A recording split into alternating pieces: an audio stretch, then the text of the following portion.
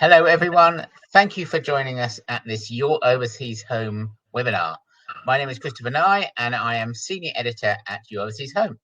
Today, we will be chatting with another Chris Zachariou from Chase Buchanan, all about your taxation tips and all things financial when moving to Cyprus.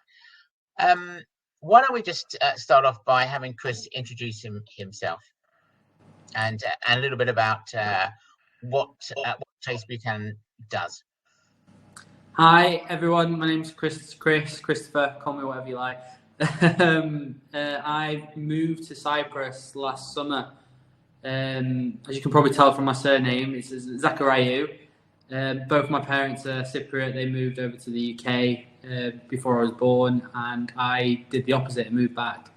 So I basically know firsthand the difficulties of understanding the internet and understanding the requirements. Obviously, a bit of a different side for myself, but it's all the same. So this hope for this presentation and what Chase do in general is really help, especially expats, with understanding the process and what they need to look at and prepare for and plan for. Excellent. Thank you very much, Chris. I was looking for some interesting facts about people who are moving to or buying in Cyprus, and in our last survey, 55% were going to buy in Paphos, which I believe is where Chris is based. Next highest choice was Famagusta with 16%. After that was 8% in Larnaca, and Limassol was coming up to 4%. If you do move to Paphos, then you will, like Chris was telling me, he sees Peter Andre driving around. So he's moved there actually from Brighton, which hopefully you will be able to as well. Now, after the presentation, we're going to have questions, and I think it would be good if we just started off, just so you get practice putting your questions in. If you could just write in on the question tab on the right hand side whether you are retiring to Cyprus or planning to, or relocating to work. It's just kind of way of giving us a poll as to whether you're are planning on working or planning on not working. So just throw your answers in, and I'll have a quick tally as we go along. If you have any other questions about any aspect of moving to Cyprus, your tax affairs, your pension affairs, all those things that Chris will be able to answer, do please put your questions into the tab as well. Okay, on that note, I will hand over to Chris to tell us all about it. Hi everyone, and thank you again for taking part. I can see there's nearly 20 people in the meeting today. First slide, very simple, the name of the company, Chase Buchanan, and we'll go from there. So what we're going to discuss now is these four bits, obviously who we are, our services, where we're located, and then we'll go into the tax essentials, which is why we're all here. Who we are, Chase Buchanan, we're highly regulated. We specialise in global finance, specifically for expats. And as I said before, me moving here, on a personal note, it was really difficult. I'm sure you all have a similar experience on understanding the rules and regulations, what you need to do, the process when moving to Cyprus. So we really try and make it as clear as possible, jargon-free, which is a great word. I've just seen the corner of my eye.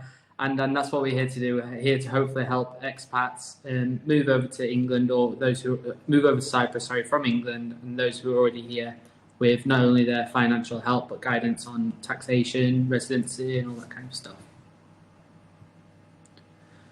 Our services is, as you can see here, investments, financial planning, the bog standard for financial advice and private wealth investment. As you can see, we look at UK international pension transfers, life and critical illness, investments, and all sorts of financial planning. But for today, we'll be sticking with the residency and the taxation stuff. And you can see here where all our offices are located. Well, obviously, we're in Cyprus and Paphos. We're really easy to find. We're just off the main entrance to Paphos. We're just there. So I'm sure you've probably seen our sign outside the building or heard us on the radio or anything like that. And if you are interested in going somewhere else, Spain, Portugal, Canada, Belgium sounds fun. You can look at our website and speak to the advisor, or just pop in a message if you ask any questions about other countries. So what we're here to do is speak about the tax essentials. So that's from tax residency to income tax to VAT and stamp duty and all that kind of stuff. Something that probably a lot of you are interested in. I can see from the answers to the question that Christopher asked first is most of you are either retiring or partially retiring. So this will be hopefully some helpful context for you when just gone blank. Good context for you for when you're making the decision to move. So starting with tax residency, you probably all aware, you probably read on our tax guide we have on our website or from your own personal reading, the tax residency rules. So as you can see, 183 days of the year, if you're spending 183 days of the year here in Cyprus, you would be automatically classed as a tax resident. However, that's if you're not considered a tax resident in any other country. So I recently spoke to people who are planning on moving out here and wanted to move here for 6 months and then the other 6 months stay in the UK. That's where planning comes into order and making sure that you're aware of the rules and making certain that you're under the tax residency rules for Cyprus. There is a 60-day rule for tax, and that's whether if you are here for 60 days and nowhere else in the world for 183 days. So if you're here for 60 days and then traveling abroad or traveling throughout the world or in the UK for 2 months and then somewhere else for 3 months, you would still be classed as a tax resident. So that's something to also you can include in your planning. Tax residency and the requirements for when applying for the application, you would need an annual income of 24,000 euros a month. I'm still saying pounds. That's something you'll have to get used to when you are moving out here. 24,000 euros a year, and you'd obviously have to look at blood test and other medical certificates, as well as a criminal record certificate as well. So there are a couple of things that you can get sorted before you move over, and then the annual income could.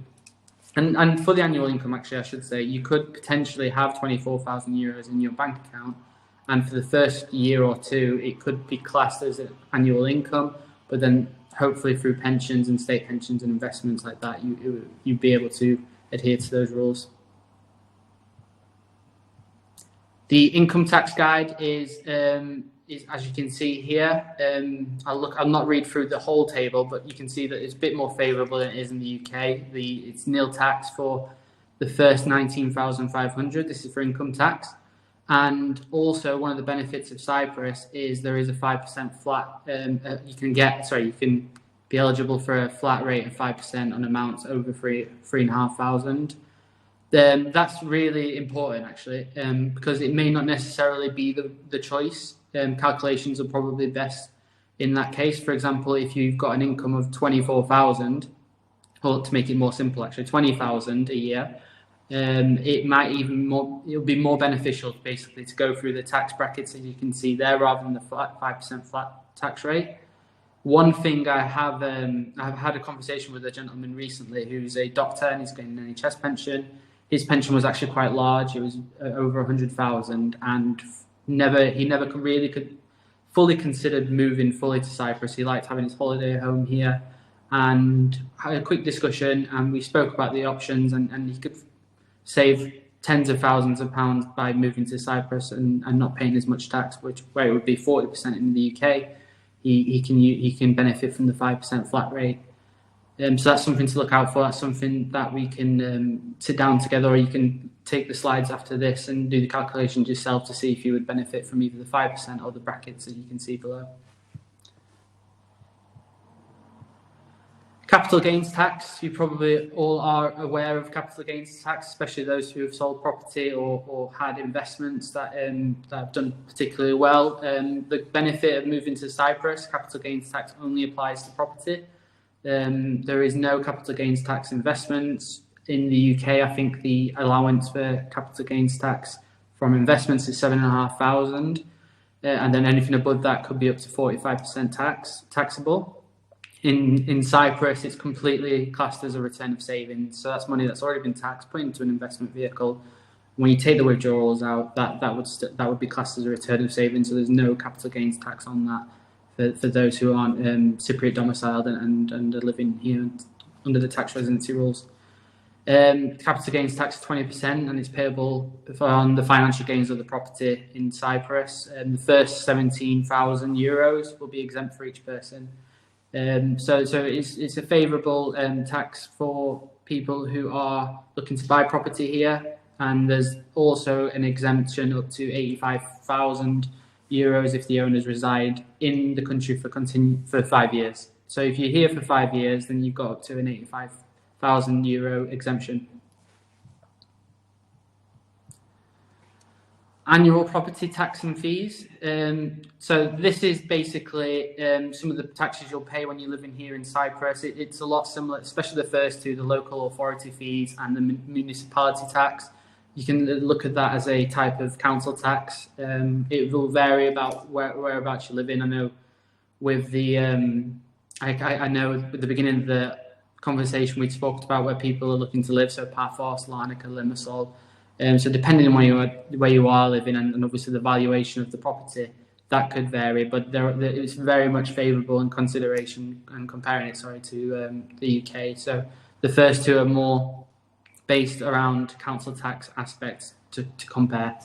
And then sewage tax is 0.05% to 0.3% annual tax, and that's on the property value from the 1st of January 2013, or for example, if it was a new build and post 2013 on the first valuation of that property. And then that again may not be applicable to a lot of people. It's depending on whereabouts you live again. So if you're living in the city centre or if you're living in a village just outside Paphos, it'll vary in charges, if any. Stamp duty is very easy to explain. You can see the brackets here: 0 to 5, 5 to 170, and 170 and above.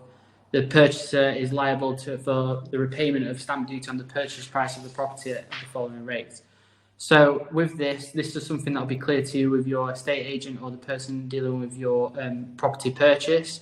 It should be fairly simple, and it's something to definitely make sure you're asking the right questions to the right people when you are in the middle of purchasing a property. That's something that myself or my colleague Gillian can help you with. If you need any help, pick up the phone and we're there. And VAT, it's payable on property. 19% is payable. I think I said 1%. That'd be nice. For a new property, and there's a reduced rate starting from 5% if the property is a new build and certain conditions are met, and those conditions are seen there in the bullet points. One thing to note is Cyprus does operate on a forced heirship, so it is important to carry out a will. If you have one in the UK, that's fantastic. I really think you should have one in the UK as well as Cyprus. You want them to both mirror one another, because the forced heirships system's particularly important for those who are in second marriages or third marriages, because if one of you is to pass away, the property, your part of the property could be given down to the first child of the first. It gets complicated, and that's one of the reasons why planning ahead and really having those conversations with not only your children but your wife and maybe your previous partners or husband, previous partners, is important to think about. So getting a will in Cyprus as well as the UK is definitely recommended, and that's the first question I ask when I speak to people. The health system in Cyprus is brilliant. You can see here the rates. I know a lot of you are retiring, so you can look straight towards the pensioners and the persons earning rental interest. That's whether you've got a second property in Cyprus. It works similar to the NHS, and sorry about that, my screen went a bit blank. It works similar to the NHS, and we will be paying for this in your tax returns. And one point I haven't made clear already is the tax year for Cyprus is January to December. It's not from April to April. So for example, so yeah, January to December, and once you do complete your tax return, which is usually around about August, July time, and that's depending, they change it, but they'll make it very clear when they announce when it'll be ready to be due. Like last year, for example, it was a little bit earlier than it should have been, so that's something that you need to look out for. But it's January to December, and things like the general health system and earnings from rental properties in the UK, as well as your pensions, state pensions you're receiving, although they may not be paying taxation of it in Cyprus, it would still need to be written down on your tax return, just so they're aware of it. But that's something we can help you run through. And then the checklist. This should really have been at the beginning of the presentation. I don't know why I put it at the end, but the checklist is important. So I would recommend everyone to have a checklist for, even if you're already here, that's fine, we can work through it. But for those who are looking to move in the next 12 months or maybe two years or 3 years, have a checklist of everything you need. Make sure that you speak to a financial advisor and other adjacent professions, because it's important to plan ahead. Obviously, the UK advisors that you may have, a UK IFA that's looking at your ISAs and pensions, won't be able to advise you as soon as you move to Cyprus because of the Brexit situation. So having a checklist, and we can work on that together. I've just seen it says Spanish tax resident to avoid CJD. Ignore that. That's a mistake. But yeah, we can put together a checklist together, a plan, and hopefully ease the process. Trusted advice made simple. It's a great tagline, and I think that means it's towards the end of the presentation. Here is my contact me page. If you would like, please book in a Calendly invite. That's what that black squiggly stuff is. That basically books you straight into my appointment on my calendar, so we can have a quick 30-minute, no obligation, and it could be longer. I don't mind. I've got plenty of time. Living the life in a tropical island. Could be, and we can discuss really putting together a checklist, what you need to look at. If you're already halfway through a plan, just checking over what you've done, or if you have any questions about a particular thing, that's where we can really help. And I can see a lot of questions are coming through, and a lot of them are dependent on the person. So please, I do urge you to contact me directly, and we can really do a personalised conversation where it's not as general as the presentation seems. Fantastic. Right. Thanks very much, Chris. Now, to use that code, you just get out your mobile and you wave it in front of it, and something should appear of the smartphone, and something should appear, and you just click that, and you will be able to book your appointment with Chris. So fantastic load of information there. As ever, it's raised more questions than from our audience, because these are complicated matters. So just to, in case people are interested in the result of our straw poll, it was roughly 2/3 retiring and 1/3 retiring. Sorry, 2/3 retiring, 1/3 relocating for work. Some almost retired, but still working and still earning. So that's interesting. Now, we've got a whole lot of questions in, so I'm going to just plow through these. Some are a bit specific, so I will edit those out if you don't mind, and you can ask Chris those questions as you know, in your own appointment. So what have we got here? We've got first question. I have a Europe, and this isn't really to do with finance, but I've started asking it now. I have a European passport, Irish. Do I need a blood test and chest X-ray for residency? Quick answer, no. So the blood test and X-ray, I should have made this clear when I brought it up. It's for third nationals. The UK is now classed as a third national country. We're no longer a part of the EU, so being a member of having a passport with Irish, similar to my colleague Gillian, it won't be the same requirements, and that's something we can talk you through. It's a little bit easier, but then there's also again planning and certain checkpoints that need to be ticked. But it won't mean that you have to complete those things. That's for third-party nationals, which is what someone with a British passport, or sorry, an English passport or a Scottish passport would need to complete before they move. Okay, just on that European issue. Well, on the Irish passport thing first. A lot of people, at least 10%, and I would suggest of our audience, perhaps more than that, can get an Irish passport. If your parent was born in Ireland, you are already classified as Irish. You just need to get the passport. A bit more complicated if a grandparent. Would that make life much easier if you got an Irish passport? Yes, it would, but it's not the only. Honestly, to be honest with you, it's not as difficult as it seems, and that's hopefully. I know I probably didn't bring across on this presentation. If you were a English passport holder and you met the requirements, it'd be just as simple.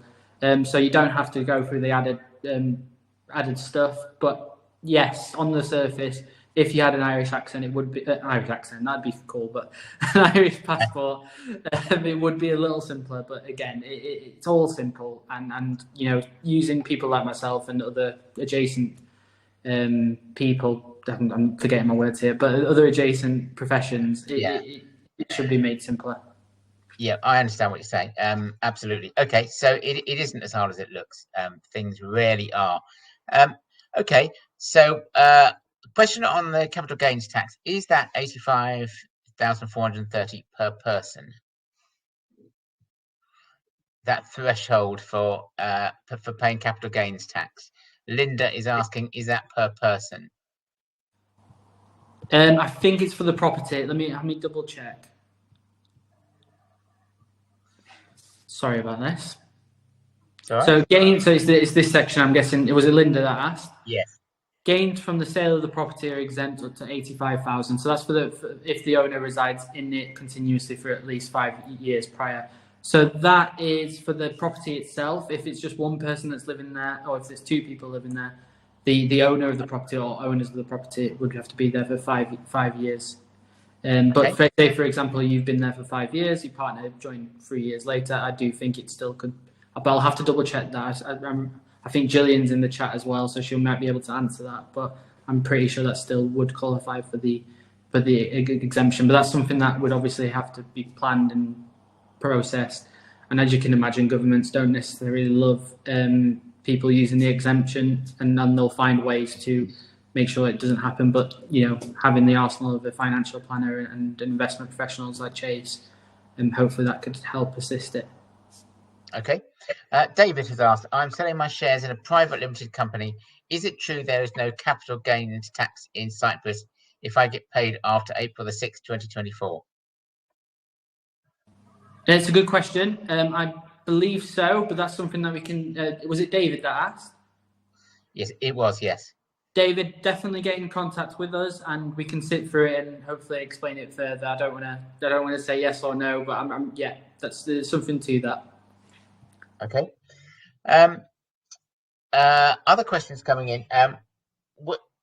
Is there an optimum time to move to Cyprus and become a tax resident? I guess a lot of people will want to go for the summer, but is there a more tax efficient time to move to Cyprus? Yes. So when moving to Cyprus, obviously, when we talked about the days of tax residency, to be a tax resident, if you were to move to Cyprus, let's say at the end of the year, it would obviously you would still remain as a tax resident of UK because you'd have been there for a long period of time, and you wouldn't necessarily have picked up the 183 days you required. So usually around the beginning of the year, and as I said, the tax years are from January to December, and you fill in your tax return. So, for example, if you were to move last January, the January that literally was yesterday, to Cyprus, you wouldn't do, when it comes to the tax returns this year to do for last year, you wouldn't have to do that, and it'd be the following year. So it depends really. It shouldn't really be a major issue, but it's something to consider when planning when to move. And obviously, coming in the summer is a lot easier, but then at the same breath, it'll be very hot. So you wouldn't want to be moving around sofas and fridges in the heat. Well, I wouldn't be doing it, I think would be my answer to that. But the can you tell me a bit more about that income requirement?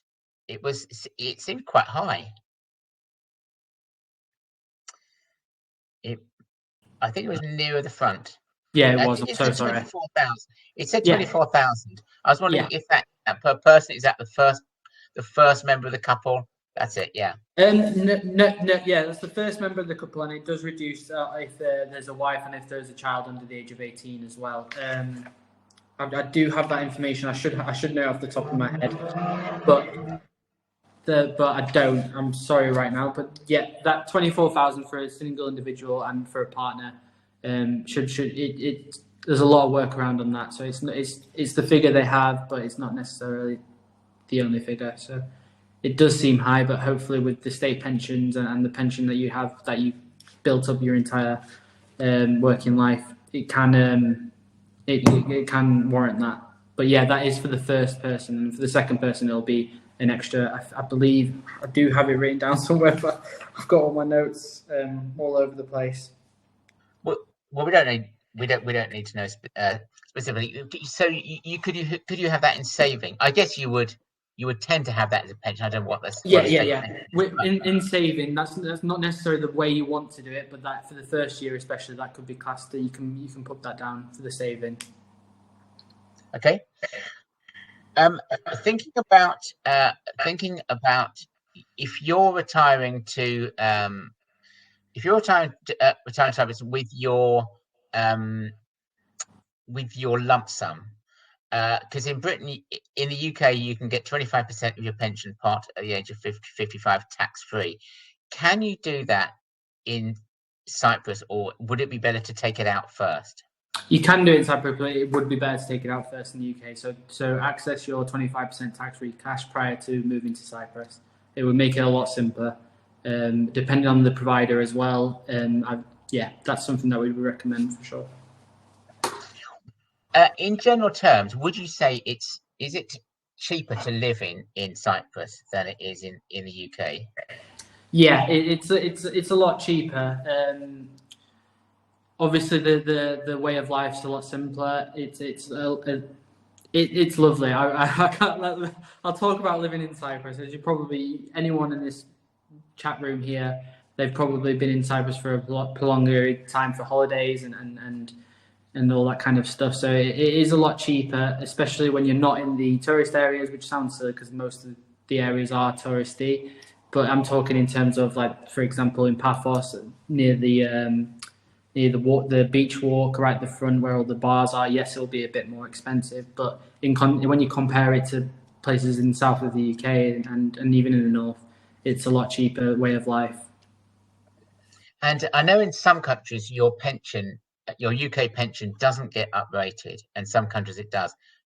Is it uprated in line with the triple lock in Cyprus? Sorry, the microphone went out there a little bit. Oh, sorry. What I was saying is, in some countries, your UK pension is uprated in line with the triple lock, and in some countries it isn't. Much to the fury of people who retired to those countries. Is your pension uprated every year when you move to Cyprus? Yeah, it is. It is every year. That's right. Can you hear me? I'm sorry. I've been told that the microphone's there. I can hear you fine. Yeah, oh, I can hear you fine. Yes. Okay. And that's something we can discuss as well. We'll have a look at the pension and make sure that's the case. Okay.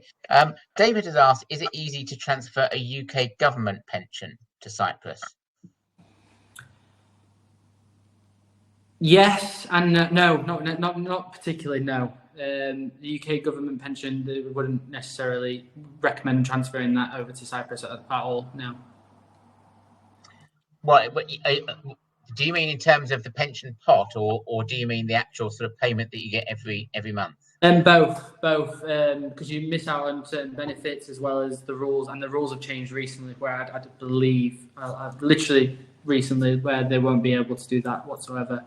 and that's from 2024. So it's quite new, and this is more the reason why it's important to check and have a checklist before moving, because that would no longer be available. I know a couple that me and Gillian saw in our drop-in session in Madeira area, if you know where Paphos is. We had a couple who her husband had a government pension. He wanted to move it, and we said that's also not possible, and it's also it's police and armed forces and that kind of thing, and it's also not beneficial to the individual as well. And obviously there's a double taxation treaty between Cyprus and the UK, so that can be treated as a tax in the UK and then not taxed again in Cyprus, but you would need to make that clear in your tax return that you are paying tax on your government pension in the UK. Okay. I know we're kind of over time, but there's some great questions coming. So if you don't mind hanging on for 5 minutes, I'd be good to go through them. So Andrew has asked, if we are relocating with a lump sum but not a pension, do you set up investments for retirement plans to extend savings pots? Exactly that. Yeah, we have a wide relate. We're obviously an independent financial advisor. We're not for one company or that company. There's a lot of different options for that, and we can definitely help. Okay, we've had a question. It's one of those things that is obvious if you know, but if you don't know, then it sounds a bit odd. The double taxation policy doesn't mean you're taxed twice, does it?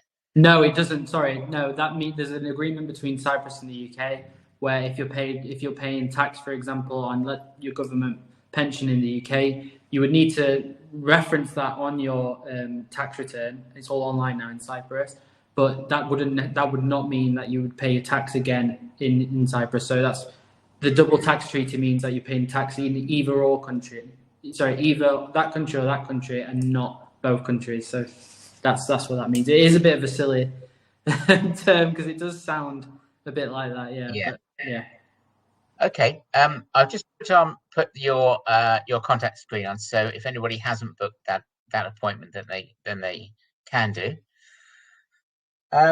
We don't really have any other questions. I suppose the big question is you're going to be taxed less if you move to Cyprus overall, I assume.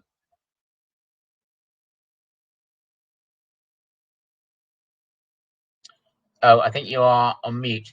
It's usually me that does that. Sorry. Yes, you are taxed a lot less, especially when we speak about the 5% flat rate. If you've got a considerably larger, a larger pension income over the 24,000, 26,000, you would benefit from the 5% tax rate. And there's also, again, there's no taxation on your investment returns like there is in the UK. So whether it's a investment pot you've got in England and the pension you've got in England, moving to Cyprus would be a lot more taxally beneficial, as well as if you are here to partially retire to have work in the background.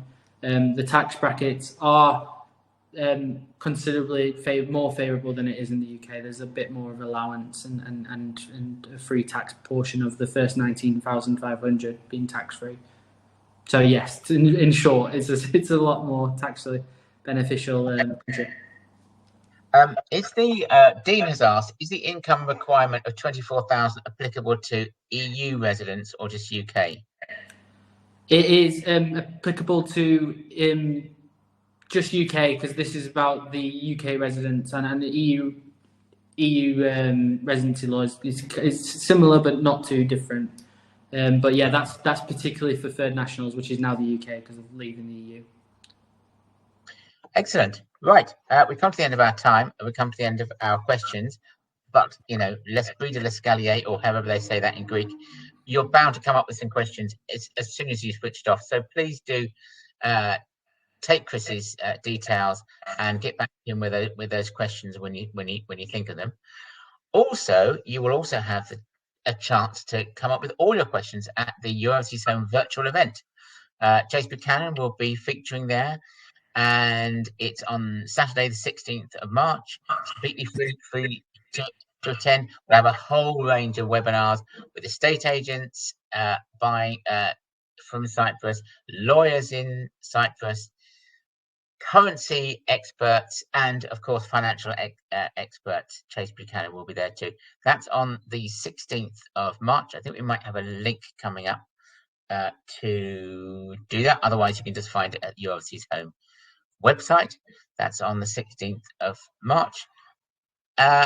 And so that's all we've got time for, Chris. Thank you very much, Chris, for sharing your time and knowledge with us today. And thank you to all our listeners for joining us. I'm just checking I haven't missed anything else. No, I think that's all the questions we've got. So fantastic. Thank you to our audience, and thank you to you, Chris. And we hope to see you on the 16th of March at UOC's Homes virtual event. Definitely. I'll see you all there. Thank you again. Cheers. Bye-bye.